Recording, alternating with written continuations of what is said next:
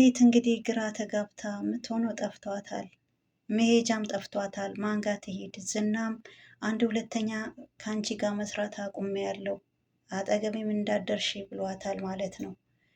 እንግዲህ ማን ላይ ትድረስ? ዝናም እንግዲህ የምትተማመነው እሷ አለኝ ብላ ነበረ። ካሊብም እንደዛ። አሁን ሜጃ ጠፍቷት ግራ ተጋብታለች። በመሀልም መድብልና ምሳሌ እንግዲህ አጋጣሚ መንገድ ላይ አግኝተዋት ምን ሆነሽ ነው ማህሌት መንገድ ላይ የተቀመጥሽው እማዬ ሁላ ብላ ጠይቃታለች። ምሳሌ ያው ታውቃላችሁ የልጅ ነገር። እሷም ምሳሌ አባትሽ መጣ ተፈታልሽ አባትሽ አገኘሽው ስትላትም ለምን አባቴ መጥተሽ አንቺ ሳትጠይቂውን በማለት ነበር የመለሰችላት። የተከበራችሁ የዜድ ሀበሻ ቤተሰቦች እንዴት ናችሁልኝ? ሰላም ነው ወይ? ሰላማችሁ ይብዛ። ሁላችሁም ስለምታበረታቱኝ እጅግ አድርጌ አመሰግናለሁ። በቅንነትና በመልካምነት ላይክ እያረጋችሁ ሰብስክራይብ እያረጋችሁ ስለምታልፉ ማለት ነው ከልብ አመሰግናለሁ። እንግዲህ ምሳሌ በጣም በውስጡ ትምህርት አዘል ነገር ያለው በጣም ደስ የሚል አስተማሪ ነው ማለት ነው። እንግዲህ ያው ማህሌት እንግዲህ ማን ላይ ትጠጋ ግራ ተጋብታለች። ካሌብም እንደዛው እንዳትጠጋ አርጓታል። ያው ዝናም እንዳትጠጊኝ አንድ ሁለተኛ ከአንቺ ጋር መስራት አቁሜያለሁ ብሏታል ማለት ነው። አሁን ግራ ተጋብታለች። ይፍራታ ለምን እነሱ ሰፈር ሄድሽ ብላ ሁላ ለምንስ ልታገኙ ቻልሽ መድብልን በማለትም ጠይቃታለች። እሷም እንዴ አንቺ ብሩኬ ጋር ሄደሽ ይቅርታ ጠይቅ እያልሽኝ እንዴት ሰፈራቸው ትሄጃለሽ ብለሽ ትኛለሽ እንዴ በማለትም እንግዲህ ከኤፍራታ ጋር ተያይዘዋል ማለት ነው። ያው ማህሌት እንግዲህ ምን ታድርግ ያልጠበቀችው ነገር ገጥሟታል ማለት ነው።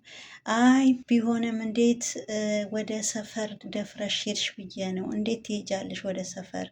መሄድሽ ግን አግባብ አይደለም በማለትም እንግዲህ ኤፍራታ ደስ አላላትም።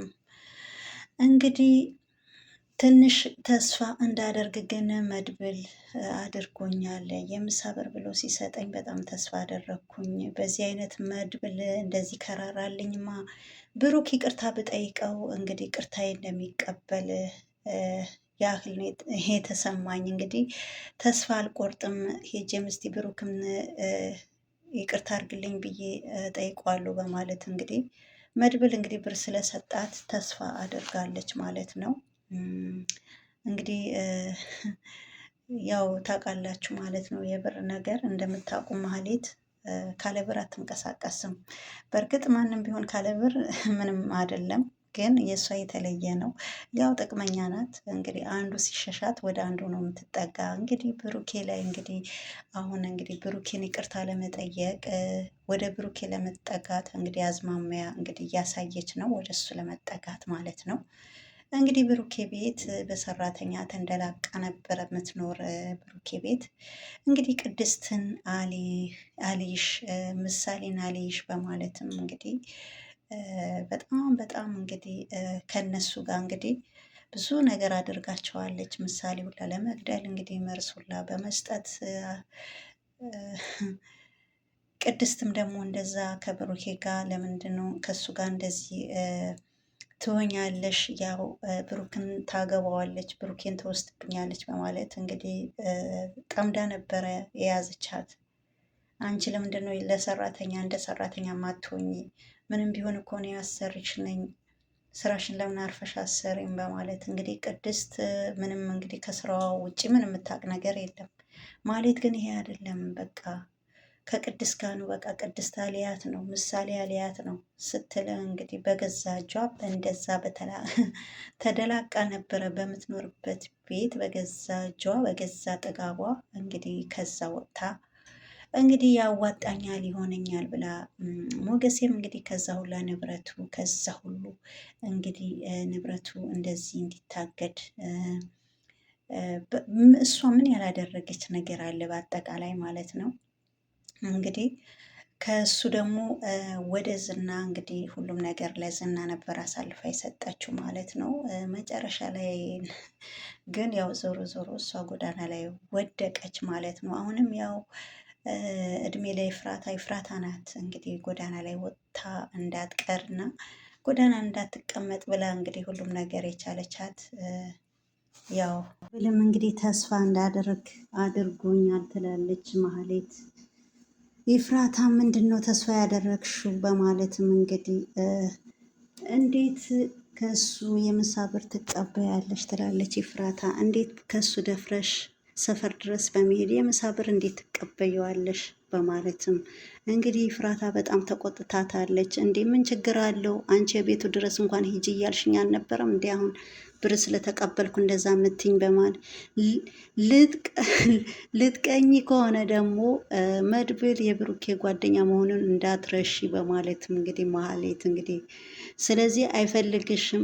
እኔ ይፈልገኛል እኮ አላልኩሽም። ሲጀመርም ደግሞ አልቀናውም። ለምን ብር ተቀበልሽ ብዬ እንጂ እኔ ደግሞ በምኑ ነው ምቀና? በማለትም እንግዲህ ኤፍራታ መልሳለታለች ማለት ነው። እንዴትስ ሊሰጥሽ ቻለ? ጠይቀሹ ነው ወይስ ዝም ብሎ አይቶ እንደ ቸገረኝ ተረቶ ጎዳና ላይ ተጠቅልዬ ነበረ ቁጭ ያልኩኝ። ስለዚህ ሲያየኝ አውጥቶ ሰጥቶኛል። ምን ችግር አለው? በማለት በጣም ደግሞ የገረመችኝ ያቺ አይጥ ናት፣ ያቺ ምሳሌ አሁንም እኮ እማዬ እያለችኝ ነው በማለትም እንግዲህ ለኤፍራታ ነግራታል። አድጋ ይሆናል አሁንማ። አዎ አድጋለች አሁንማ። ቆይ እስቲ ለምን ነበረ መድብል ተስፋ እንዳደርገ ረዳኝ ያልሽው? ምንስ አስበሽ ነው? በማለት ኤፍራታ ምንድነው ተስፋ ያደረግሽው? በማለት እንግዲህ ኤፍራታ እንግዲህ ዝናም እንግዲህ ያገታት ልጅ ጋር እንግዲህ ለምንድን ነው እንዴ? ምን ሆነሽ ነው ግን አንቺ? እኔ ከፈለኩ ምንም አንቺ መጠየቅ አያስፈልግም። የአንቺ ፍላጎት አይደለም የእኔ ነው ይላል። እንግዲህ ሚስቴ ትሆኛለሽ ካልክ ትሆኛለሽ። ምንም ድርድር የሌለበት ነገር እዚህ ውስጥ ያለነው እኔና አንቺ ብቻ ነን በማለትም እንግዲህ ዝና እንግዲህ ወደ አረብ ሀገር ለመሄድ የተነሳች የነበረ ልጅ ወይም ደግሞ አግኝቶ ነበረ ማለት ነው። ያው ቤተሰቦቿን ለመርዳት ከዛ አረብ ሀገር ሄደሽ የሰው ሽንት ቤት ከምታጥቢ የኔ ቅምጥ ብትሆኚ ይሻልሻል በማለት እንግዲህ አንድ ቤት ውስጥ አግቶ አስቀምጧታል ማለት ነው። ስለዚህ አሁን የአንቺ ምርጫ ሳይሆን የኔ ምርጫ ነው። ስለዚህ የአንቺ ምንም ምርጫ የለውም በማለት አለቀ። ሚስቴ ትሆኛለሽ እስካሁን ድረስ ራሱ የመጨረሻሽ ቁጭ ብዬ እያየሁ ነው። ለምን እንደሆነ ታውቂያለሽ? ያቺ ካዲ በህይወት ስላለች ነው በማለትም እንግዲህ ልጅ እያለ ሁሌ በአባቴ ነበረ ምገረፍ፣ በጎች ነበሩኝ ትላለች። እንግዲህ ብዙ ጊዜም ግልገሎች ይወልዳሉ ትላለች። እንግዲህ ይውላ ለዝና ነው ከእናቶቻቸው ጋር ተነጥሎ ራሱ ያቁም ነበር። አንድ ቀን ግን አጋጣሚ ሆኖ እኔ ብቻቸው ነበር እንግዲህ ሁሌ ይሄ ባህል ይሄ ወግ እያሉ ከምንም ነገር ያስፉሻል በማለት እንግዲህ ያው ያለው ነገር እንግዲህ ነግሯት፣ ተፈጥሮ የሰጠችን እንዳንበላው ይከለክሉናል በማለት እንግዲህ ይሄ ሁላ እራሳቸው ሰዎች ይሰበስቡና ከዛ በኋላ ሌላ ነገር ነው አንቺ ላይ የሚያስቡት በማለትም እንግዲህ ዝና እንግዲህ ያለ ነገር የሌለ እየሞላት ይገኛል። በጎቹ ሁሌ ስለሚርባቸው ሁሌ ጮሁ ነበር። አንድ ቀን እንግዲህ ከእናቶቻቸው ጋር አንድ ላይ ወደ ግቢ ለቀኳቸው ትላለች ማለት ነው። እንግዲህ አጋጣሚ አንዷ ግልገል ግን በቀበሮ ተበላች አጋጣሚ በማለት እንግዲህ ለዝና እንግዲህ እያወጋችሁ ትገኛለች። ዝናም እንግዲህ አንዳንዴ አለማስተዋል እና ቆም ብሎ አለማሰብ ነው። አጉል ባህል ነው ይህ ሁላ በማለትም እንግዲህ ነግሯል። መጀመሪያ ግልገሏ ከመልቀቅሽ በፊት መጀመሪያ ቀበሯን አንገቷን ይዘሽ እሷን አንቀሽ መግደል ነበረብሽ። ግን አንቺ ቀድመሽ ግልገሏን ለቀቅሻት፣ ከዛ ቀበሮ በላቻት በማለትም እንግዲህ ነግሯታል ማለት ሲጥ ማድረግ ነበረብሽ። ዝም ብለሽ ግልገሏ መልቀቅ አልነበረብሽም። ጥፋቱ ግን ያንቺ ነው።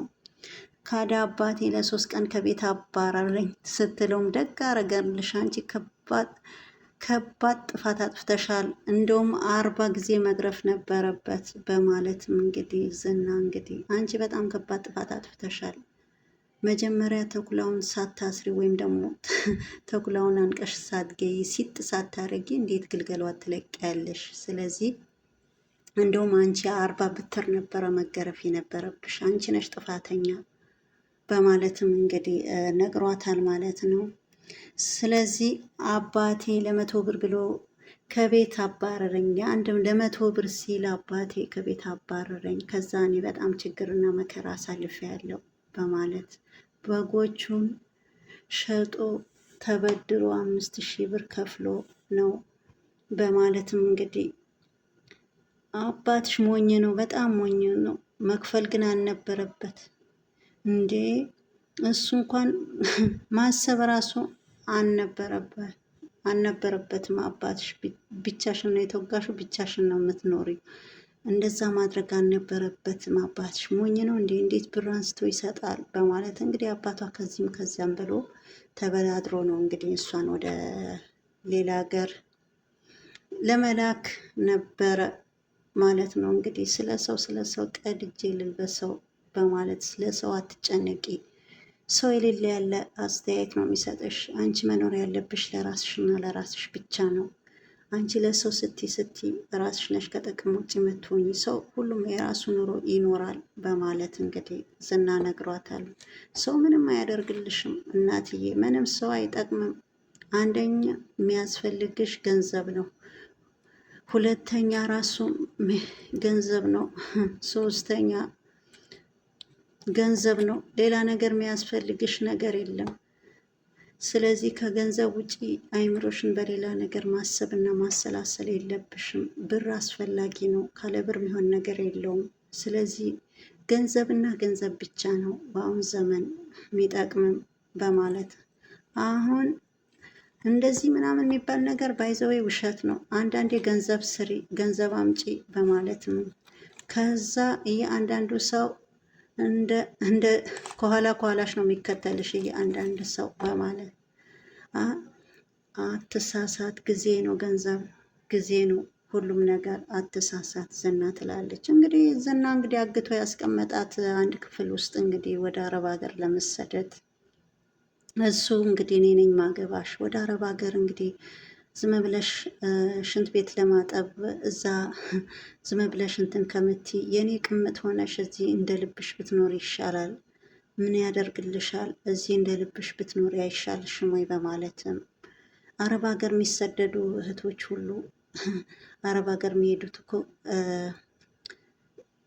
ቅምጥ ቢፈልጉ ይኖሩ ነበር። ግን እነሱ ራሳቸውና ቤተሰባቸው ለመለወጥ ነው እንጂ ቅምጥ መሆናቸው ሳይፈልጉ ቀርቶ አይደለም ወደ ውጭ ሀገር የሚሰደዱት በማለትም እንግዲህ ነግረዋለች ማለት ነው። አንድ ሰው እንግዲህ ቅምጥ መሆን እኮ አቅቶት አይደለም። አንድ ሰው አንድ እንጀራ ነው ቢበላ ማለት ነው። 2 3 4 እንጀራ አይበላም። አንድ ሰው የሚበላ አንድ እንጀራ ነው። ስለዚህ ያው መኖር ይኖራል ግን ግራም ነፈሰ ቀኝ ያው ቤተሰብ ለመለወጥ ከዛ በኋላ ደግሞ ለራስም የሆነ ነገር ለመያዝ ብሎ ነው ሁሉም ሰው ማለት ነው። እና ያው አረብ ሀገር መሄድ ሰው ሁላ ያው እዛ ሀገር ላይ ዝም ብሎ ዝና እንደተናገረው እዛ አረብ ሀገር ሄደሽ ሽንት ቤት ከምታጥቢ ለምን ቅምጥ አላረግሽም ብሎ ስለተናገረ ነው ማለት ነው። እና አንዱ ጋር ዝም ብሎ ተቀምጦ ቅምጥ ከመሆን በገዛ አላህ በሰጠን ላባችን ማለት ነው ላባችን ጠብ አድርገን ሰርተን ጥረን ግረን ራሳችንም ተለውጠን ቤተሰቦቻችንም ለውጠን ስንት አለ እህት ወንድሙ ያስተማረ ያስመረቀ ቤተሰቡ የለወጠ የቤተሰቡ የእናት አባቱ ቤት የሰራ በጣም በጣም በጣም ጀግና እህቶች አሉ ማለት ነው። እና መቼም የአረብ ሀገር ሴት ሲባል በቃ እንደ ተራ ነገር እንደ ዝም ብሎ ነገር ነው የምትታይ ማለት ነው። እንደ ቀልድ ግን አይደለም። የአረብ ሀገር ሴት ማለት እጅግ ጀግና እኔ እንጃ በብዙ ለሰው በቃ እንደ ሻማ ነው የምትቀልጥ ማለት ነው። ለራሷ ሳይሆን ለሰዎች እንደ ሻማ እየቀለጠች እንደ ሻማ ማለት ነው።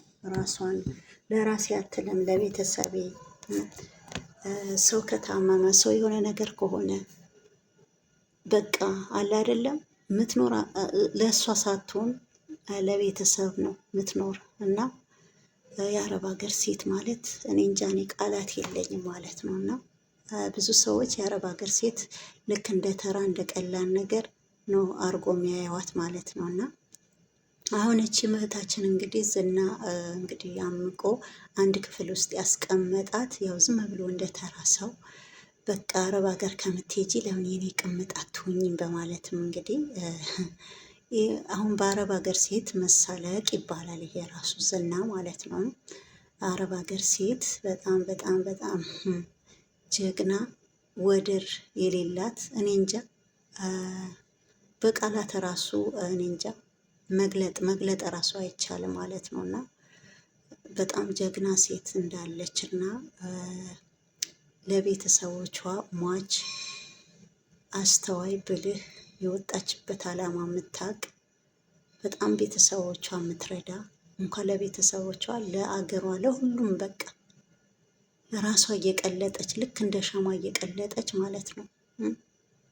እና ብዙ መከራና በደል እየደረሰባት የተራበች እና ብዙ ብዙ ነገር አለ ማለት ነው። እና በተቻላቸው አቅም ማለት ነው እንደው የአረብ ሀገር ሴት ስትሉ እኔ እንጃ ትንሽ ራሱ እንኳን ትንሽ የአረብ ሀገር ሴት ማለት አታውቁ። እንዴት ነው ወርቅ በእሳት ይፈተናል ሳ የአረብ ሀገርም ሴት ልክ እንደዛ ማለት ነው። በእሳት የተፈተነች ማለት ይቻላል ማለት ነው። በጣም በብዙ ነገር በብዙ ጣውረድ በብዙ እኔ እንጃ በጣም በጣም እና ቤተሰቦቼ አረብ ሀገር ሄደሽ ሽንት ቤት ከምታጥቢ ለምን የኔ ቅምጥ አትሆኝም ብሎ ስላለ ነው ዝና ማለት ነው። እና ይሄ ንግግሩ አግባብ አይደለም፣ ወይም ደግሞ ጥሩ ነገር አይደለም። ባይሆን የአረብ ሀገር ሴት ክብር ይገባታል። ጀግና ናት፣ ማትበገር አገሯ ወዳጅ የሆነች ናትና እና ኢንሻአላህ ያው በዚሁ የአረብ ሀገር ሴት በጣም ትልቅ ክብር አለኝ ማለት ነው። በጣም ትልቅ አክብሮት ትልቅ ክብር አለኝ ማለት ነው። እና ቤተሰቦቼ እንግዲህ ዝና እንግዲህ በአንቺ የሚሆን ነገር የለውም፣ ግራም ነፈሰ ቀኝ ዞሮ ዞሮ አገባሻለሁ፣ ሚስቴ ትሆኛለሽ፣ አለበለዚያም እምቢ ካልሽኝ የሚከተልሽን አንቺ ታውቂያለሽ በማለት እንግዲህ አግቶ አንድ ክፍል በማስቀመጥ እንግዲህ አሰራውን እያበላት ይገኛል። እች ምስኪን ቤተሰቦቿ እንግዲህ ለመርዳት አባቷ እንግዲህ ከሰው ብር ተበዳድሮ ነው እንግዲህ አረብ ሀገር እንድትሄድ ያደረጋት የነበረው። ግን አጋጣሚ እንግዲህ አግኝቷት ያው አንድ ክፍል ውስጥ ታግታለች። መጨረሻው ምና ይሆናል።